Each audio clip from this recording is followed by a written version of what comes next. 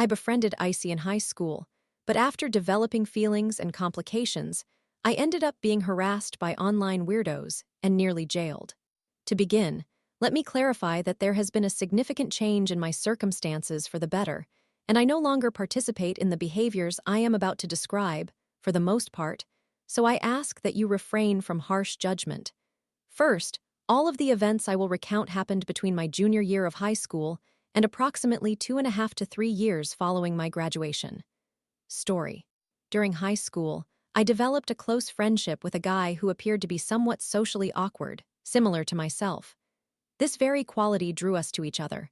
We initially met in my 4th period choir class, and I liked him from the moment we were introduced. He possesses a vibrant, cheerful, and sociable persona, which, in various ways, mirrored mine to some extent. As time progressed, we began to spend a little time together, though not extensively outside of school due to our strict parents and slightly rebellious nature, which limited our freedom. Nonetheless, we maximized our time together, both inside and outside the classroom, whenever possible, except when he was with his own friend group or girlfriend. I also maintained many personal friendships, various friend groups, and a few best friends, with him eventually becoming one of my closest friends before I elaborate further on what happened later in this narrative. As we continued to spend time together, I sensed that the closer we became as friends, the more we developed what could be described as intriguing feelings for one another. We frequently talked on the phone about various subjects almost every day after school, since that was our primary means of hanging out outside of school, considering our parents' restrictions. Oddly enough, both of us consistently arrived at school about an hour and a half before it began, though I am uncertain how or why we both independently developed this habit before officially meeting. From this point onward in the narrative, I will refer to him by his alternate nickname, Icy. One morning, while Icy and I were in the bathroom post-breakfast grooming and chatting, he suddenly paused in his speech and gave me a very intriguing look, which I, in my current perspective, would classify as slightly interested or somewhat flirtatious. This left me with what people often describe as butterflies in my stomach. I found this sensation puzzling, as I was grappling with my sexuality to some extent, given that I, a male, had been raised in an environment surrounded by traditionally masculine men who exclusively pursued relationships with women. However, I had developed feelings for him, and I sensed that he felt similarly about me. Additionally, it is essential to note that during this phase of my life, I was involved in occult practices, particularly witchcraft. A short while before this incident, I had performed a ritual aimed at creating a strong magnetic pull or aura to attract the person I liked the most, which I was approximately 90% leaning toward Icy. So, when we were in the bathroom that morning, and I saw the sudden pause in his speech followed by that intense gaze, I interpreted it as a sign that the ritual had succeeded, and I resolved to act on it, albeit uncertain about how to proceed. I asked him what that moment meant, and he casually moved past that point of our interaction and changed the subject entirely. As time continued to pass, our feelings for each other grew stronger. One day, after school, during one of the rare occasions we managed to hang out, a girl I was friends with distracted me, and I ended up going for a walk with her down the block from our school to buy some snacks and have a personal discussion. I could tell that this somewhat upset Icy, and I sensed that he wanted to act on the feelings we had for one another that day, as he looked disappointed by my choice to spend time with her instead. I felt guilty after parting ways with her about an hour later, and reached out to see if he was still around after school, since we used to attend after-school programs together, close to the last bus pickup time or until the program ended. I texted him right after leaving that girl, inquiring if he was still around, but he didn't respond at all, not even a read receipt, and I didn't see him log onto WhatsApp, our primary messaging platform, since we valued keeping certain conversations private. Later, when we spoke on the phone, I brought up this situation to gauge his reaction, and he displayed the same response he had when I opted to hang out with her instead of him. Curious about his feelings for me and our dynamic, I employed a rather unconventional approach to test him and suggested that I had been partaking in a truth or dare game with other friends, where losing meant I could not refuse any request for a week. I acknowledged this was an unusual tactic. His immediate response was a sexual remark, and when I asked him to initiate it if he wished to engage in the act, he seemed to contemplate but hesitated, likely reminded of his girlfriend and how strange it would be for us to act this way together. After this conversation, he became more personal with me, walking me to class and spending more time together than he did with other friends, making more subtle comments similar to those from our previous interactions, which deepened our connection. However, one day when I was absent from school, he did something that angered me and would upset anyone who learned of it. He sexually assaulted one of my best friends by groping her breast without consent, and I refused to take sides, immediately standing by her and cutting ties with him for an extended period, perhaps close to a year. During this time, I discovered that she was not the only girl he had acted this way toward. He had done similar things with several girls I was close to and faced potential charges, but avoided consequences, thanks to his brother, a police officer who had connections to reliable lawyers who helped mitigate the situation, essentially allowing him to commit these offenses without any time served. This major misconduct was a considerable red flag in his character that, for some reason, I chose to ignore later on. Eventually, he was expelled from school, though I believe he moved states either for related or unrelated reasons, which were never clarified to me. Even so, I found myself missing him and often thought of him despite my feelings regarding my friend and her situation. I was internally conflicted about all of it, including both of them and the broader situation. Interestingly, further down the line, I ended up relocating to the same state where he had moved, unaware of this until later interactions with him and mutual friends. I will skip over some details, but sought information about our interactions with him, only to receive no answers. We continued to communicate somewhat sporadically, yet he seemed uninterested in rekindling our friendship.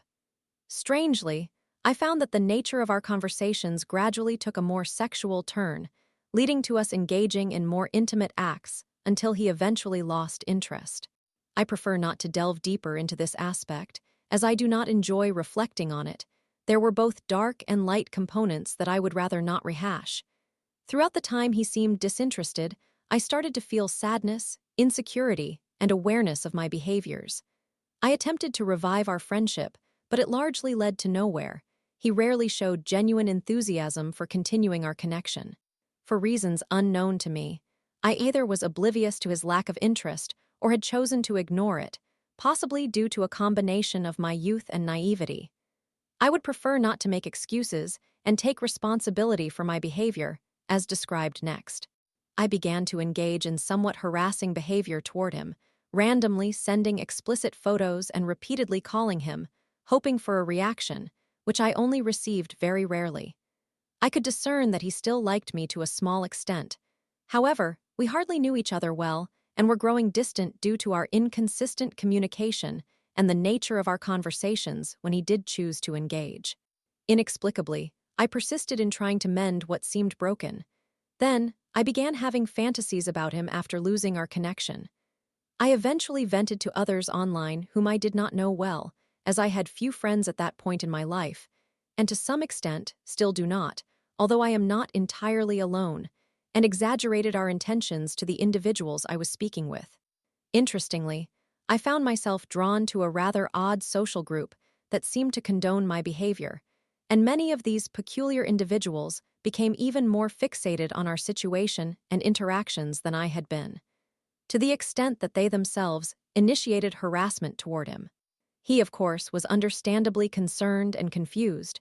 However, when I reached out to him and explained, he seemed to understand somewhat and even found it somewhat humorous, which is a peculiar reaction, especially regarding his experiences. Personally, I would not perceive the situation as funny, but perhaps that is just my perspective. Nevertheless, as the years passed, I grew weary of the situation much earlier than they did. However, the peculiar individuals I had confided in didn't think it was time to stop and continued their harassment.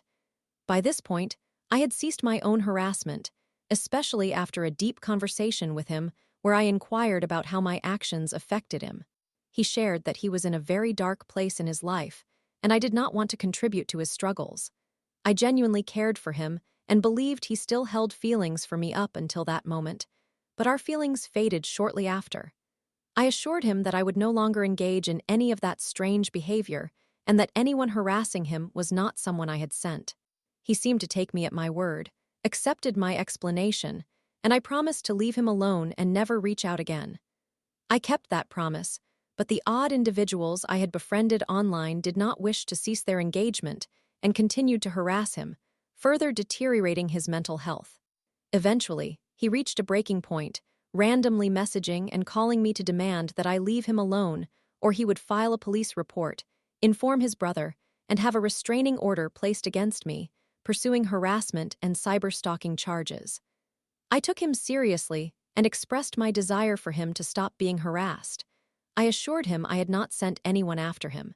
I am unsure whether he believed me, but one night, I awoke to a police helicopter shining a spotlight directly into my bedroom window, circling my house for about an hour. I suspect this was a tactic to confirm whether they had traced my phone to the correct location and wanted to see if I would step outside to understand why a helicopter was hovering over my residence. All of this was likely to verify they had the right individual. In hindsight, that assessment may be accurate, but at the time, I was quite confused and anxious about what was happening, so I remained inside until the helicopter departed. Upon finally emerging, I noticed no police cars in sight, suggesting it wasn't an operation to arrest or detain me, but rather an effort to confirm my identity and discourage me from continuing behaviors I had already stated I was no longer engaging in. Some time passed, and I reached out to him one last time to inform him that he would never hear from me again and hoped that the harassment he faced had ceased. He read my message but did not respond, despite my noticing that he was typing, and ultimately never replied. Since then, I have not contacted him again and do not even think about him to this day. Can I receive honest feedback regarding my actions? If there are psychologists or individuals with a strong understanding of psychology, could you help me understand what transpired with me? I would like to conclude by reiterating that I no longer engage in similar behaviors and have genuinely evolved as a person. Additionally, I want to apologize to Icy in case this narrative reaches you. I am genuinely remorseful about the distress I caused you. I hope you have grown from all of this, and that nothing or no one related to this experience adversely impacts you. I appreciate anyone who took the time to read this lengthy account. Story 2. After multiple sleepless nights due to loud parties during COVID lockdown, I contacted their dean. They ended up on national news. In September 2020, the apartment adjacent to mine was rented to two young women, both of whom were students. After they became somewhat settled, it became apparent that they intended to host a party. While this was not particularly alarming, Belgium was under strict lockdown measures due to COVID-19, which mandated that only one designated visitor was allowed at a time.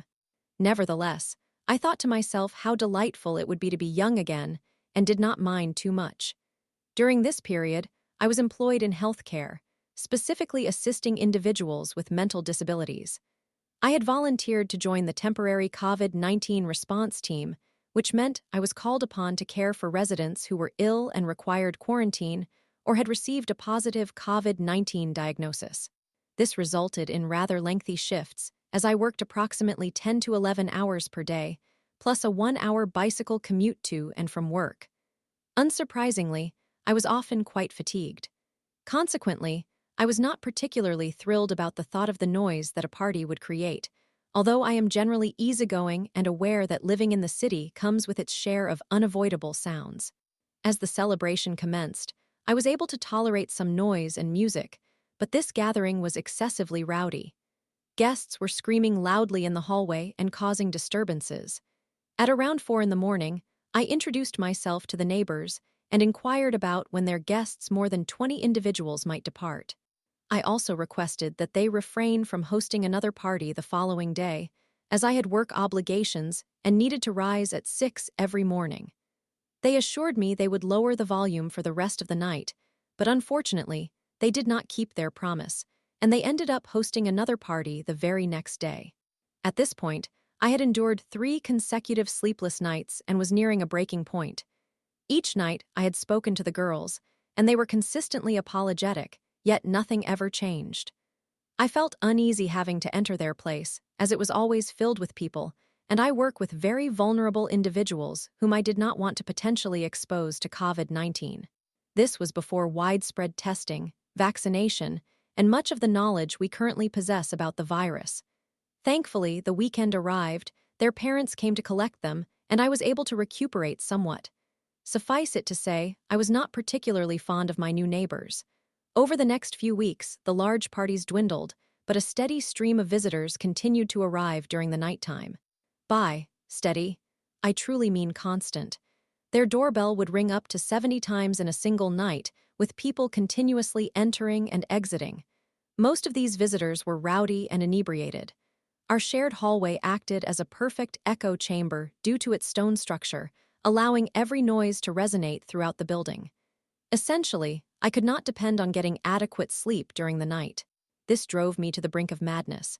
I could only find peace to sleep from Friday to Sunday when these girls would typically stay at their parents' home.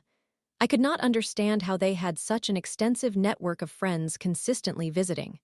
One night, while knocking on their door to express my concerns about the noise, I crossed paths with my upstairs neighbor, who is also on Reddit. Hello.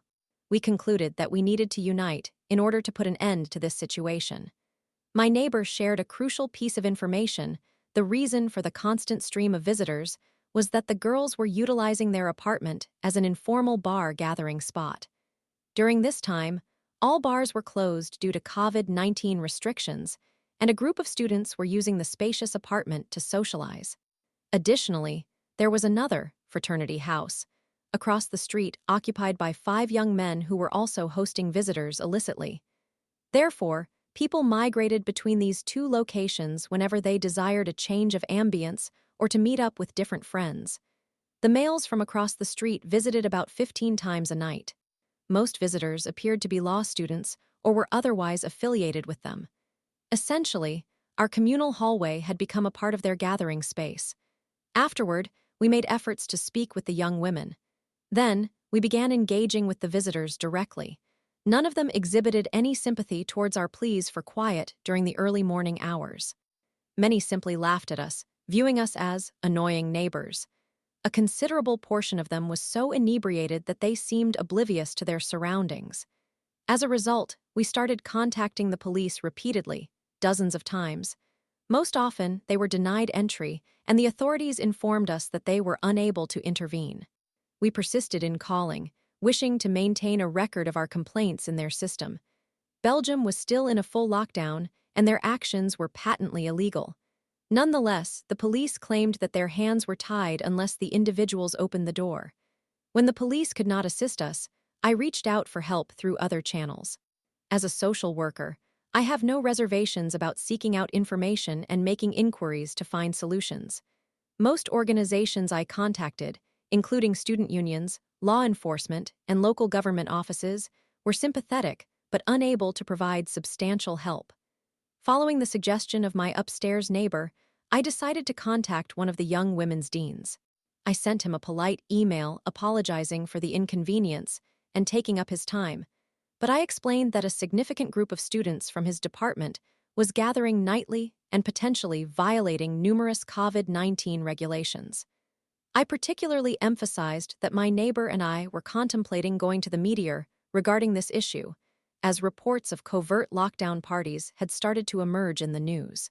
The dean promptly returned my call, and we had a productive discussion about the situation. He assured me he would take action. Essentially, he contacted the law student involved and reached out to her parents. This prompted considerable drama, and we finally convened with the young women, who, at last, began to sound genuinely apologetic. Tears were shed, though I must admit I had little patience for that. We learned that the police had indeed visited several times and had issued tickets for hosting clandestine gatherings. Each ticket was a hefty €300, so it was puzzling why they had not simply ceased the parties altogether. It came to our attention that they were displeased because the dean had called them at 11 a.m. and they claimed to still be asleep. To this, I responded, "Well, there is your issue.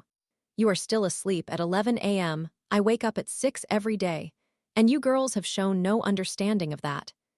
We experienced a sense of satisfaction in expressing our frustration, but we tried to remain amicable, concluding our meeting on good terms with the hope that things would improve and we could coexist harmoniously as neighbors. However, if that had truly been the case, I wouldn't be sharing this story, would I? One would assume they finally grasped our concerns and would limit their noise and partying. Sadly, that was not the case. Instead, they relocated the parties across the street to the fraternity house where noise and activity persisted. Fewer guests were rushing back and forth, yet the noise remained an issue, and we found ourselves caught in the midst of a second wave of COVID-19 while they gathered in large groups, all while I had not seen another person in almost an entire year. I should also note that the individuals at my workplace were prohibited from even visiting their own families. The entire situation was utterly absurd. My upstairs neighbor happened to capture footage of one of those parties across the street and sent it to me. We contemplated going public with our story, but were hesitant. Thus, I decided to share the video of the party on our country's subreddit to gauge public opinion. It garnered a significant amount of comments and upvotes, illustrating that many others were equally frustrated by the blatant rule breaking and secret gatherings. After discussing it with my upstairs neighbor, we decided to escalate our efforts by going to the media while simultaneously reaching out to the university's vice-rector, who possessed the authority to initiate disciplinary action against the students. This vice-rector assumed a prominent role among the 12 vice-rectors responsible for a campus comprising roughly 15,000 students. The developments unfolded rapidly. Local news outlets picked up our story from Reddit and reached out to me for additional context. They verified with the police that officers had made numerous visits to our address and across the street, but had been denied entry most of the time. We mentioned the university's involvement and expressed hope that they would finally take action. The following day, an article appeared on their website, gaining enough traction to go viral and reach the pages of most national newspapers. Its sensational headline highlighted the numerous police visits and underscored how healthcare workers were being disrupted by selfish students. Simultaneously, the vice-rector contacted us to gather our accounts, which we had already prepared, and informed us that an investigation could potentially lead to disciplinary measures. Furthermore, additional reporters reached out to me throughout the day, and we ensured to inform the vice-rector about the mainstream articles. The next day, while I was at work, I received a message from my upstairs neighbor stating that a film crew from the national news had shown up at our residence. He declined to speak to them, and I would have done the same, as this was escalating rapidly, but they produced a segment anyway. Sure enough, that evening at 7 o'clock, my street was featured along with a brief segment discussing the police's struggles standing in front of a closed door numerous times, featuring commentary from a local press officer regarding the issues posed by closed doors. The most astonishing part was that a student from the fraternity house across the street allowed the filming crew into their residence and openly acknowledged on camera everything we had alleged regarding their gatherings, that they were hosting parties and not allowing the police entry, and that this had occurred multiple times. I cannot fathom what led him to think that would be a wise move. In conclusion, rather than prolonging this lengthy narrative further, the media hype eventually died down, thankfully, and the university proceeded with disciplinary action. Prior to the hearing, we arranged to meet with the girls from our building to clarify a few points. We aimed to coexist like responsible adults and attempted to rebuild some semblance of rapport. Because we offered what could be deemed a mitigating statement on their behalf, they received a more lenient outcome: 40 hours of community service and a probationary period.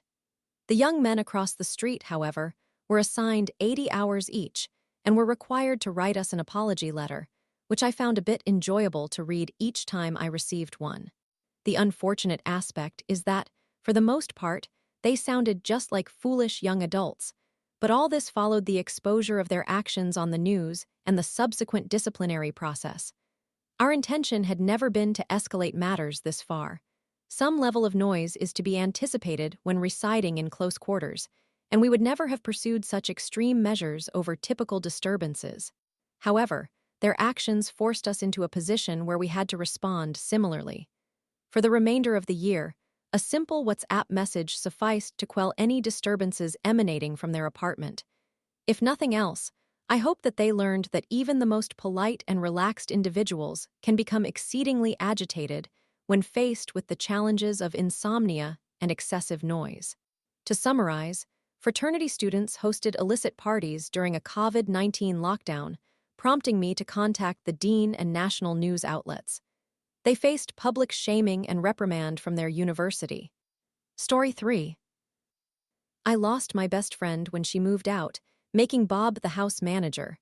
I felt betrayed after believing she supported my relationship. This narrative has a considerable amount of background, so I will attempt to cover all pertinent details, making it a lengthy account. My closest companion and I shared a strong bond, as we both faced significant emotional challenges and were essentially each other's sole support, given that my family was dealing with considerable emotional strain and my other close friend resided far away. My friend struggled with mental health issues stemming from difficult life situations. Nonetheless, we supported one another and grew very close. A year later, she became friends with a guy, whom I will refer to as Bob. It is crucial to emphasize that my friend does not have romantic or sexual interest in men. They spent a considerable amount of time together over the summer, and when school resumed, we were all students at the same university. My friend introduced him to me, and we all became friends. However, I found myself developing feelings for him, which he reciprocated, and he asked me out a couple of months later. Bob and I did not rush into the relationship initially, and I continued to spend significant time with my friend. Yet, she expressed her concern that she felt supplanted by him. I reassured her that she was still important to me, and although I was turning to my boyfriend more frequently for emotional support, it did not diminish the bond we shared. A few months later, I discovered that my friend and Bob were much closer than I had realized. I learned that she was messaging him daily about her experiences, engaging in frequent late-night conversations, and relying on him for substantial emotional support and in-depth discussions. This made me uncomfortable, even though she is a lesbian, as I believed it crossed a boundary. I discussed my concerns with Bob, and although it took some explanation, he eventually grasped my perspective. It is essential to note that neither of us had previously been in a serious relationship, so it took time to define the boundaries. Once we were aligned regarding her crossing a boundary, I approached her for a conversation. I made an effort to be respectful of their prior friendship while firmly establishing my boundaries. Initially, she appeared to accept this, but eventually, she declared that she would talk to Bob however she wished, and essentially conveyed that she disregarded my boundaries as his girlfriend.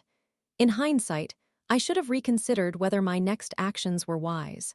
We had already planned to move into a house owned by my friend's mother, along with another individual close to her.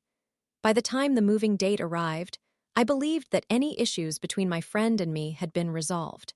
We discussed whether proceeding with the move was prudent, and she affirmed her willingness to live with Bob and me as a couple.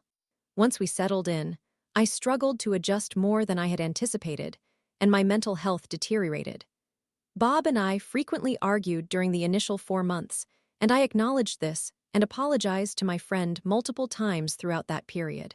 During this time, my friend appeared to have few significant problems with me and minimal complaints about Bob concerning house chores, as we had established a schedule and delegated tasks.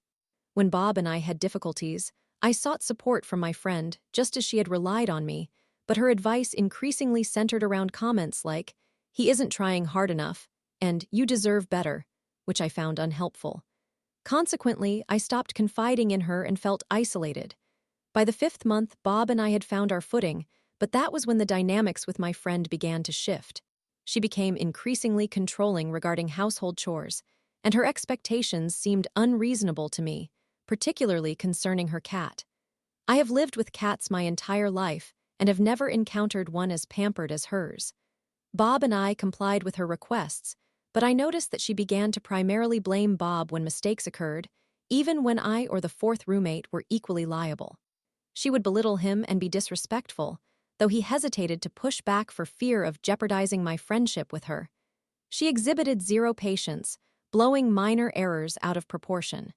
It felt as though if we did not comply with every demand and executed tasks flawlessly at all times, she would demean us and accuse us, particularly him, of being bad roommates, which left me feeling guilty, despite her unreasonable expectations and her failure to consult us beforehand.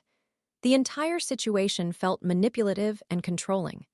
Eventually, the environment became intolerable. She would bombard Bob with trivial complaints in my absence, but never address them with me. She would send lengthy messages filled with nitpicky grievances, and I confronted her a couple of times over her unreasonable behavior. I suggested we needed to discuss our communication, to which she responded that she was having a challenging week, and that if she seemed rude, that was the reason. Although this was untrue, she had been just as rude and disrespectful in the preceding month. Because she was my friend, I told her I would allow her space, but expressed my desire to talk when she was ready. It is important to emphasize that throughout this ordeal, I made considerable efforts to maintain our friendship, especially at the beginning. We went out to movies, enjoyed drinks together, and engaged in long conversations as we used to. I supported her as much as I could, even holding her hair back after a rough night out. Until the 5th month, she appeared to want to maintain the friendship as well. However, during the 5th and 6th months, as Bob and I found stability, she behaved extremely out of line, and I could no longer tolerate her treatment, particularly towards Bob. By the end of this ordeal, I was an emotional wreck due to my disappointment in her and frustration with the circumstances. Bob and I agreed that he should confront her, and I assured him I was prepared for any consequences this might have on my relationship with her. He approached her respectfully, expressing that they needed to improve their communication, but she snapped, stating she would not alter how she spoke, behaved, or what standards she held. She made it clear she would not entertain the notion of compromise. I was devastated when Bob relayed this to me, and I broke down, feeling trapped in a hostile environment where our words and actions seemed insignificant, with the source of this hostility being someone I deeply cared for. I could hear my friend packing her belongings and leaving. Then, the 4th roommate, who had remained uninvolved until this point, spoke to Bob and me, leading us to agree on the necessity of a house meeting to address everyone's concerns. However, we lost that opportunity. The following day, we received a message from her mother, who owned the house, stating that the property would be transferred to my friend's name, meaning we would pay rent to her, and she would become the house manager. Essentially, it would be her household. Her mother had explicitly told me when we moved in that all 4 of us would be treated as equals, despite her daughter being a tenant, which left me furious. I contacted her mother, and while she was quite dismissive, I managed to respectfully withdraw both myself and my boyfriend from the lease without any additional payments owed. I moved all my belongings back to my parents' place that day, and my boyfriend followed suit the next day. Although I now feel a significant relief from no longer residing in such a detrimental environment, I am saddened about not living with Bob anymore, and I cannot help but ponder my friend's motivations. I recently learned from a mutual acquaintance that my friend disliked Bob and explicitly claimed he wasn't good enough for me from the onset of our cohabitation, despite my assumption that she had been on decent terms with both of us. I am puzzled as to why she would agree to live with him while secretly harboring such feelings, and I wonder if her agreement was merely an attempt to break us up to rekindle the emotional connection we previously shared. Bob and I are currently searching for a place of our own, and I am left feeling deprived of my first experience moving out from my parents' home. I also feel as though I was bullied by someone I once considered a friend, as well as her mother.